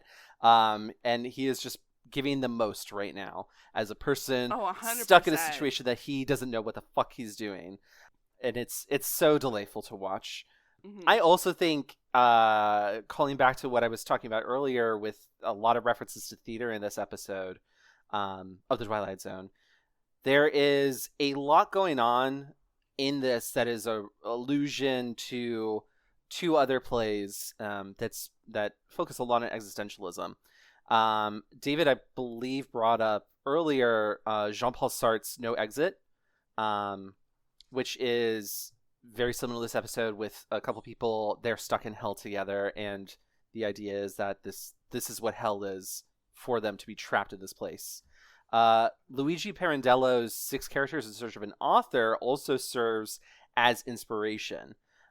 Each character in that play plays a role without a name. There's the father, the mother, etc. Very similar to how we have the major, the clown. And both of these plays focus on existentialism, identity, who are we among other people. Screen Rant actually had a very excellent article, which again we'll link in our show notes, about the connections between these plays and this episode, which was written by Rod Serling. Definitely check that out to see kind of the theatrical connection. Yeah, it's just to clarify, the teleplay was written by Rod Serling, but he did adapt a different script. I see. Like the depository, like that was never really made. If you look up the author's name in the depository to try and find like what he was adapting, you will only find articles about 5 Characters in Search of an Exit, which I thought was very funny. Like this shows up in this man's obituary. That is 60s television to a T, though. Yeah. We have run into so much of that with gimmicks. Like old TV was handled. I mean, ideas flew so far from the author, and it would eventually land in one person who would then be responsible for essentially like making it for TV. For sure. It's just wild. Yeah, but when you're talking about the theatrical actors behaving theatrically, I really, you're correct, but I would love to highlight specifically the clown. Clown's so good. Such a delight. Every time the clown was on screen, he was acting in such a particularly theatrical way, but B, in like the most fun. I hope that that person had like the best time on this set, because it seemed like he was. And I thought he was fantastic. I just wanted to give an extra shout out to how much I personally love that clown. I'm not a clown person, but I love that one. Mm-hmm. So true. Yeah, it's he's a scary clown though to me. He's really a little scary. Yeah. Just because he's so big. And that this is a little frightening. Interesting. I get that. Okay. I mean, not like Pennywise, which I'm sure you'll make me go through at some point in time, but like, yeah, I don't know. Cons are they're a little scary because they are these grand personas, I guess what it is. They take a lot of space, and in an already confined set, it feels even bigger because they're in this tube. David, I actually have never realized why clowns kind of scare me, and I think that's part of it. Also just because of that uncanny valley sort of effect, like pale, red mouth, like all this stuff. These are things that my evolutionary lizard brain is just like, stay away. I have something horrible to say though, that like I think it's connected, but sometimes if I see some drag queens perform, I get the same kind of anxiety. Oh, yeah. It's the same thing. Yeah, because it's so big. There's such a grand, big performance, and there's that feeling of unreality with like there. A lot of some drag queens will do such large makeup and paint their faces in such a way that it's similar to humans, but it's different. It's unrecognizable, and I think it's a wonderful art form. And I love drag queens and I love drag, but me personally, sometimes I get like a little clown anxiety from watching a performance, and it's nothing negative about them. It's all me, but I think that's a similarity. Huh. Yeah. I mean, so I vibe on that too, Tyler, truly and honestly, because the first drag queen I knew was Cookie Buffet. And what a name. Queen, absolute queen. But I knew them in their non-drag persona, and their drag persona was like an august clown with like exaggerated, almost more clown makeup than drag makeup. And this is the era. Like drag has changed a lot since Cookie's time. So I will also just offer that drag was a little bit more of a comedy performance and not so much about dance and glamour. For Cookie, it was all about making the audience laugh because that made them unprepared to be hateful. And so but Cookie freaked me the fuck out when in full makeup and tattered wig and messy dress, because it was so big. Totally get that. Interesting. So neither of you guys, just circling back around, neither of you like clowns, is what I'm hearing. Correct. That you both make you scared and uncomfortable. That's interesting. I'm totally clown neutral, so this is very fun for me. Yeah. I don't know. Like, I watched Bozo as a kid, and Bozo didn't bother me. But maybe it's because it was on TV. I don't know. That Lee Carvalho's real quick was so interesting. Yeah, let's talk about it. It was so good. It was so informative. I am 100% honest. I did not realize that Bozo the Clown was a real television program until you guys were talking about it. Kind of same, but also that the guy from the Today Show, Willard Scott, was a bozo. That's so funny. We're all bozos, really. But back to this episode though, because I just realized. Oh yeah, no, God, we should probably circle back around. Sorry, we are here. We're not 5 characters in search of an exit. We are 3 podcasters in search of the plot. Here we are. The Major paces around and knocks against the wall, trying to find a way to escape. The Clown sings a little song, using his banging as accompaniment. The Bagpiper says that they have all tried to find a way out, and with no success. Major points out, points to the light at the top, and asks what that is. The Clown says that his guess is as good as any other. Literally guess. They have no way of knowing. The ballerina thinks they're in a spaceship or on another planet, or they're insane. The hobo thinks they're dead and this is limbo. The bagpiper thinks that they are not real, just figures from dreams. And the Major thinks this is a nightmare. The Clown asks whose. It's revealed none of the characters feel anything. No hunger or fatigue or anything of any kind, and they just haven't the whole time that they've been there. The Major becomes even more frantic, trying to think of anything that they haven't already tried, and then there is a loud bell noise, so loud it shakes the whole room. The hobo asks the ballerina to dance as it helps time pass, and the bagpiper offers to accompany her. The Major tries to stab through the wall with his saber, but it snaps in half. He laughs and then starts crying. The ballerina tries to comfort him, but his breakdown continues, and he declares that it's obvious where they really are. Hell! Dun dun dun. Oh my god. Dun dun dun. Yeah, so Tyler gave me credit earlier, but so Sart wrote No Exit, and the thesis of No Exit is that hell is other people. Mm-hmm. But I think what's really interesting about this story is that to this group, they're very complementary to each other in that they complete each other in a lot of ways because they are such flat existences. And we'll talk about why that is when we get to, the twist. But I don't know. I really liked that. I liked that almost subversion of this idea of characters stuck somewhere together. Mm-hmm. Mm-hmm. To David's point, I think that's one of the reasons why this episode and the Twilight Zone in general is so successful is that these characters are treated sympathetically. And while there are episodes that focus on sympathetic characters, but the plot lines you would call mean or cruel, the storyline usually serves to right some cosmic injustice by the end. The people are sympathetic, but normally by the end, order is restored or some malformed version of order is restored. For instance, at the end of The Nightmare at 20,000 Feet, William Shatner's character is sent away back to a mental hospital, but there is tangible proof that the goblin that was attacking the wing that he claimed existed was real.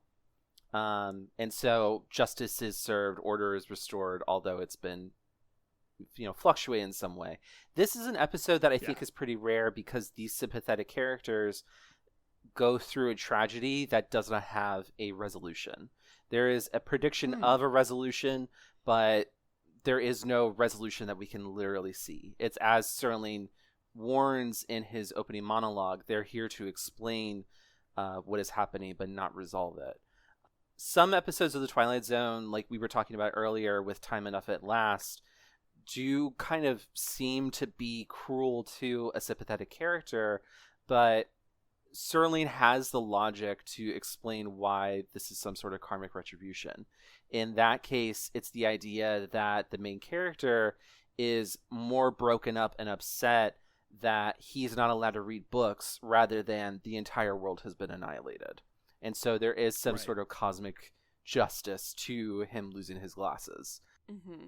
Other episodes are similar in that way, where someone is made to be correct all along, or there's a very unsympathetic character and they get their just desserts, like in the Holocaust episode I mentioned.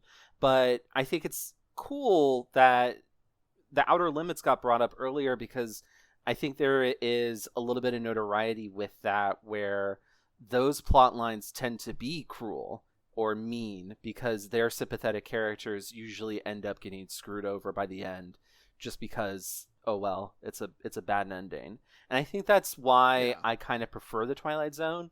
I have a very strong sense of what is right and what is wrong and what is justice, and to me the Twilight Zone fits that mold better, and so I don't care for the Outer the Limits as much, but episodes like this stand out as being cruel to sympathetic people, and I don't think it takes away from the thesis that Serling has with many of his works in the Twilight Zone, but it does kind of show that when we're dealing with questions of identity and existentialism, especially when we apply that to queer theory and how queer people think or behave, or how society says we do, or how we kind of police each other, there are no easy answers to what identity is supposed to be.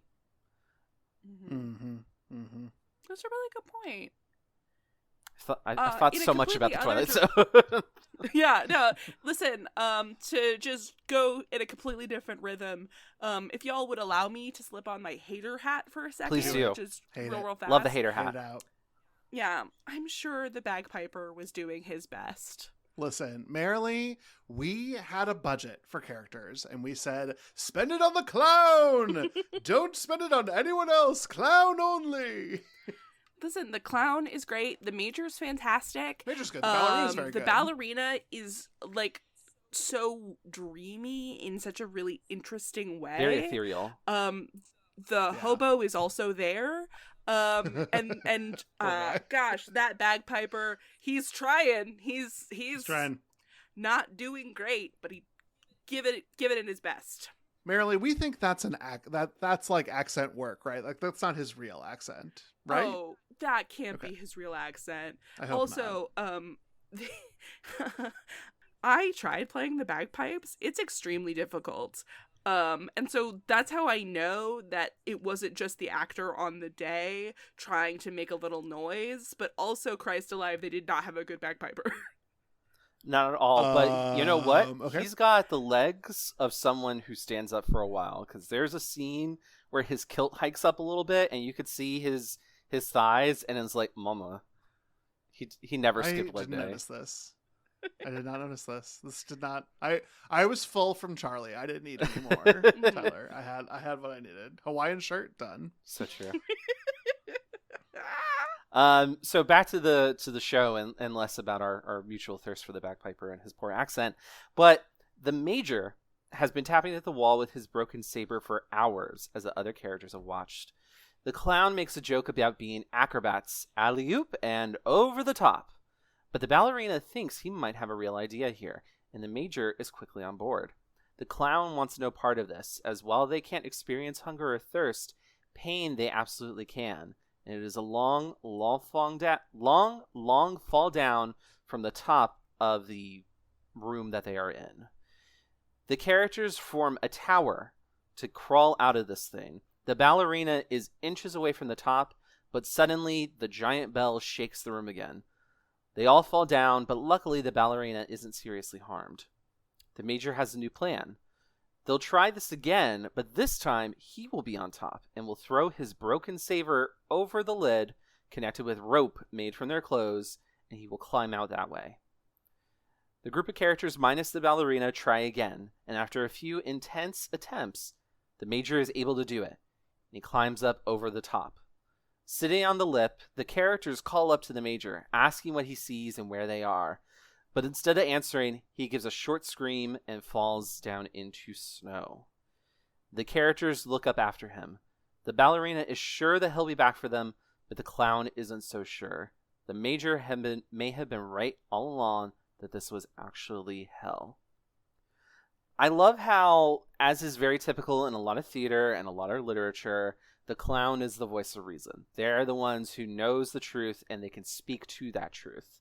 But I think it's interesting that the clown here admits that the major may be the one who knows the real truth.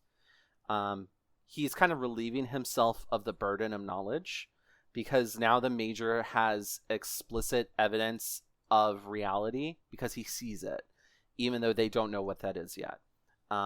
He knows the objective truth. The clown is no longer this voice of reason.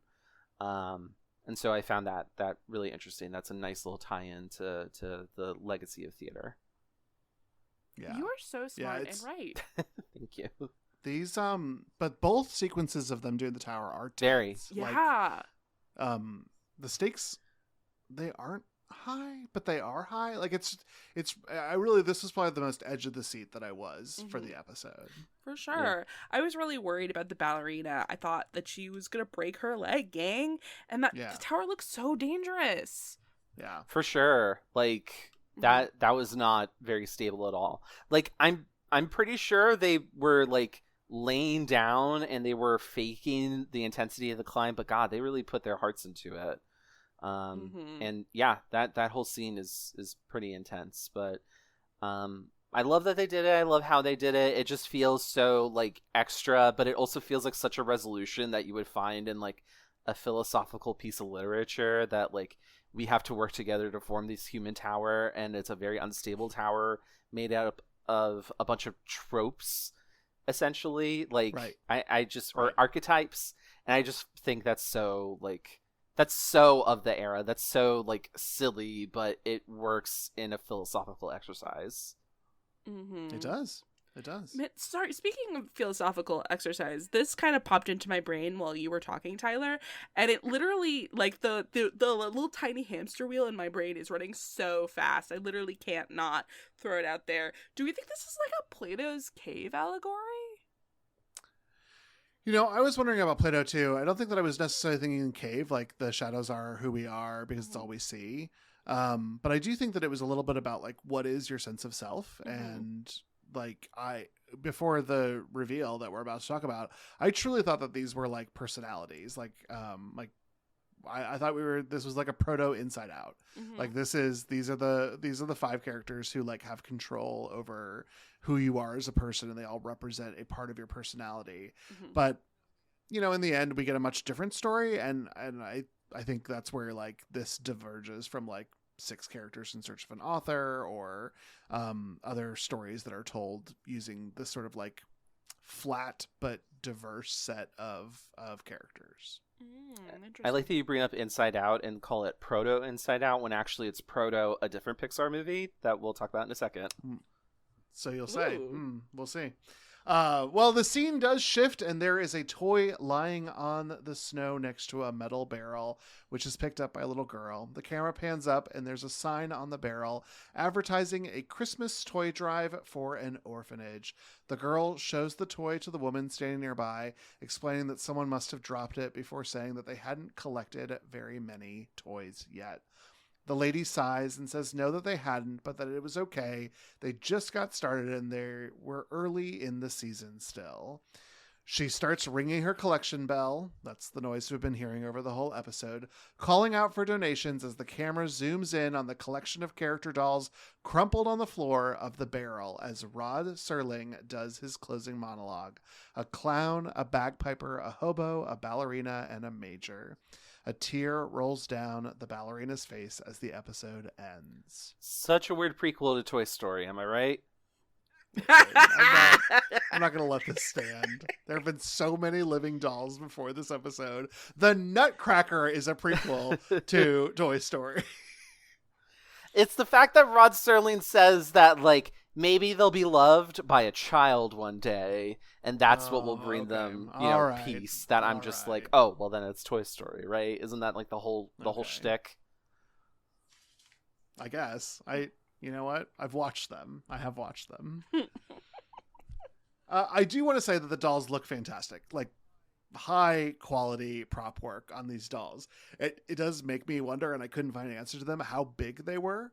Obviously they could be doll sized, and then the camera could zoom in on them.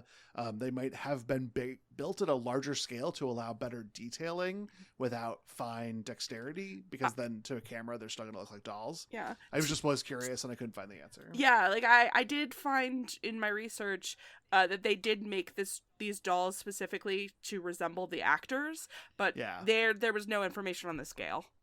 Yeah. This was made 40 years later. Those would have sold. They would have sold them as props at auction, but oh well. Oh well. So the thing about this episode that has haunted me is the time dilation effect. That just is absolutely killing me.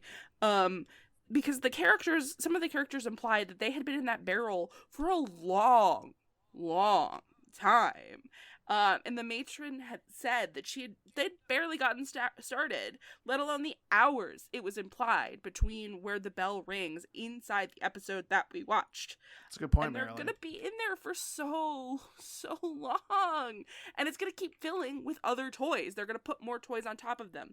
So, like, will the characters be crushed? What is going on? What's going on with them? And like, does the major even remember what happened the first time because he goes into the barrel again? Like, what the fuck, gang? Yeah, I was not fussed with all these questions, Marilee, because to me, they are toys. And the tear that you see from the ballerina, that's just a piece of snow that melted on her face. No big deal. No, boo. Like, these are real people, David. Boo. they're toys for sure, but their experience in this episode was real. They were real. And like the ballerina, as she's comforting the major, she has a little bit of in her monologue, she talks about how they're unloved, but maybe they'll be loved again, and like that kind of coincides with the ending monologue. And so like they don't understand where they are, where they've been. They don't remember the previous lives that they've had. They're standing there waiting, looking up. At some point, the major gets dropped back in. How long between when he fell out and when he comes back for the characters, we have no context for. But, like, does he remember going in the barrel the first time? Is he gonna blop back in and be confused all over again? And everybody be like, you left and came back and don't remember. Like, haunting questions. Haunting. I simply cannot ever calm down. And this is, I will look at a piece of media and interrogate it as long as I can. And let me tell you what, this leaves me with disturbing questions. For sure. Well, then I will offer perhaps an oasis, because as a geriatric millennial, I can't hear 5 roles being explained and not think of The Breakfast Club. Mm-hmm. As Rod Serling is going through these, I was like, oh, yeah, a brain, a beauty, a thug, a jock, and a nerd. like, yeah, I've seen this movie. You're fine. Okay, I guess that's fair.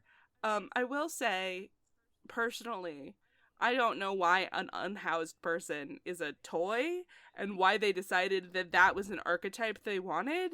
Moreover, who has a bagpiper toy? Thank you. Marilee, I was willing to allow that a vagrant might make an interesting story toy for a child. Mm-hmm. But who is like, God, I really need to get my hands on a bagpiper. Like, I hope that somebody, well, I guess these have all been donated, so maybe these were the cast-offs. I think that's what it is.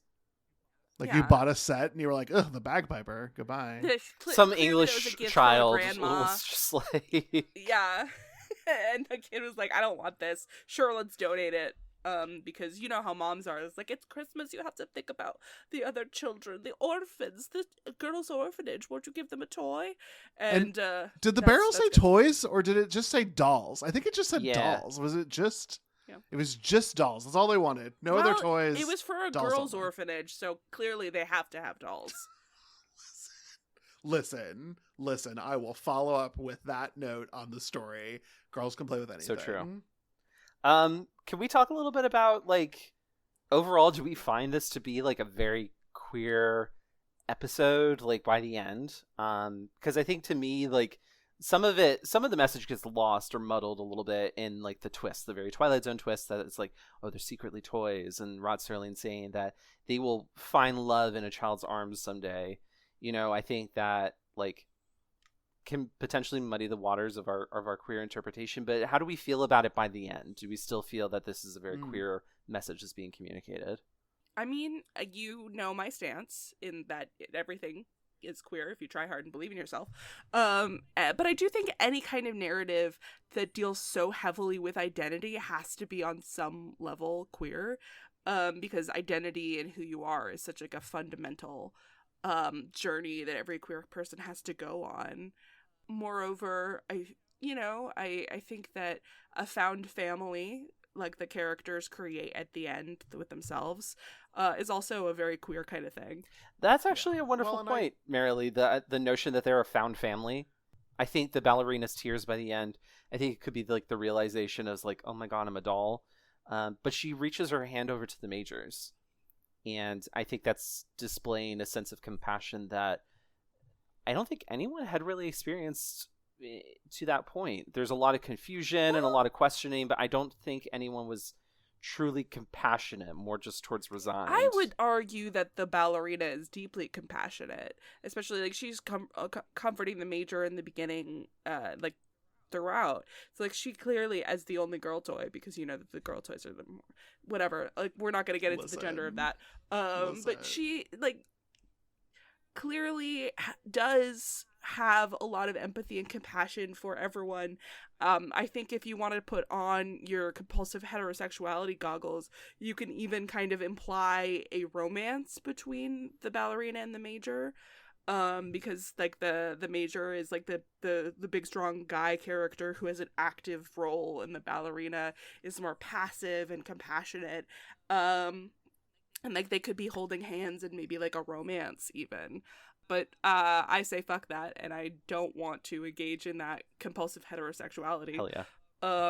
So I think that it could be an act of compassion or anything else. Well, and I also just wonder, you know, finding love in the arms of a child, like fulfilling your purpose. Mm-hmm. Because if you're a doll, your purpose is to bring a child joy. Like that is a story that is in Toy Story. Like that is a pretty, like, that's what Andy's toys are for, is to bring Andy joy. So I do think that it's a different reading than a queer reading, but I do think that, like, doing what we need for ourselves and who we are in our identities is queer. Mm-hmm. And I think that there's a very queer notion that love doesn't have to be romantic in order to be important to Mm-hmm. you. And that sort of betrays the sort of heterosexual expectations. And I don't know. I think that's all fun to think about. I think that Maple Street is the queer of the two, especially since the ending monologue is like, don't be prejudiced, because that will tear you apart. Mm-hmm. And this one is more like, sucks to be a doll, Serling out. Well, a couple seasons have gone by, and this was a way different vibe than the first one. 100%. I do also think that, you know, the fact that it was based on this other thing can help explain why this episode is so different than the other ones. I know that Tyler was talking about how the episodes aren't normally like a sympathetic character in a completely unsympathetic situation. But yeah, I don't know. What do you think? I mean, I think it is still queer, for sure. I think, Marilee, I really love that you brought out the idea that they are a found family by the end. I think, how often do queer groups get together and people will seem so different from each other and come from all these different walks of life, and yet they're still family. You know, there's still a connection, a bond. Do you know that TikTok trend was like a group of friends, no one looks like they're dressed for the same event. Yeah. And that's the characters, baby. Mm-hmm. Yeah, that's who they are. Yeah. The shit is queer as hell. So those are pretty much our final thoughts on that particular episode. Are there any other thoughts that we might have? Anything else that we wanted to point out, or other conversations we want to have? To me, I think this was really cool to be able to talk about some show that it's probably one of the older pieces of media that we're going to cover, at least until we start to get into like the early like Universal horror monsters. But do we want to do more Twilight Zone episodes? Absolutely. Yeah, I think this is a well that we can come back to, especially since there are some that really are like keep the lights on when you go to sleep, scary. And these are sort of existential. I think, you know, you said that, Tyler, and that was a really good way of framing it. But I think yeah, when some time goes by, we could come back to the Twilight Zone, or maybe even explore some newer Twilight Zones. The work that has been done more recently, I think, might be really interesting to explore. For sure. Yeah, for sure. I think that'd be really fun. I also, just not to debate my own microgenre, but do you think the characters count as palimpsest horror? Remind me again what that was. So a palimpsest is something that the contents of it has been erased, but you can still see like little hints of whatever it was before, because you have this thing that you keep erasing, and it has to do with like memory and that kind of stuff. Interesting. You know, I don't think we get to see it, Marilee, because we're only seeing like essentially one loop. But if things do reset for these characters, as they do seem to, they don't all seem to have memory of each other, and how long have they been there? I think that this really could be sort of a closed time loop story that gets told of, you know, maybe they all forget who each are, and then they have to sort of rediscover it, or maybe there's this vague deja vu of who they are. I think that could pull on that thread, but that's probably as far as I would go on it for palimpsest.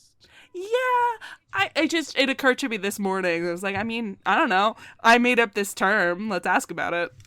Yeah. No, I love that idea. I'm pretty much with David on that. I like the idea that we are only getting a window into a period of time, but we are not familiar with the before or the after, much like the characters. We don't know what life was like before. Yeah, there you go. So thank you so much for entering the Fear Coded Zone and listening to this episode. Please remember to rate, review, and subscribe wherever you get your podcasts. If you want to come find us in an inescapable prison where we have been reduced to the basic concepts of our identity as costumes, follow us on our social media feeds. We're at Fear Coded Pod on Instagram and Twitter. This podcast is a proud part of the Glitterjaw Queer Podcast Collective. If you'd like to listen to more queer media podcasts, you can check out the full roster of shows at glitterjaw.com. And join us next time, which is just a week away, because it'll be our first episode of our October Spooktacular. We're doing episodes every week in October, celebrating Halloween all month long. Besides our normal bi-weekly media deep dives, we're really doing some mini-sodes in the off weeks talking about shorter media starting next week, where we enjoy some terrifying pasta for a taste of internet horror. But that's not all. At the end of the month, we'll be doing a special treat and offering a question and answer episode. So if you have questions you've been dying and reanimated to ask, please email us at fearcodedpod@gmail.com or DM our podcast on Twitter or Instagram. You can submit your questions all the way through October 25th, and we just can't wait to hear from all of you ghosts and ghouls. But until then, we have had so much fun visiting the Twilight Zone, but it's time for us to get back to our normal reality. So we'll simply say goodbye. Bye.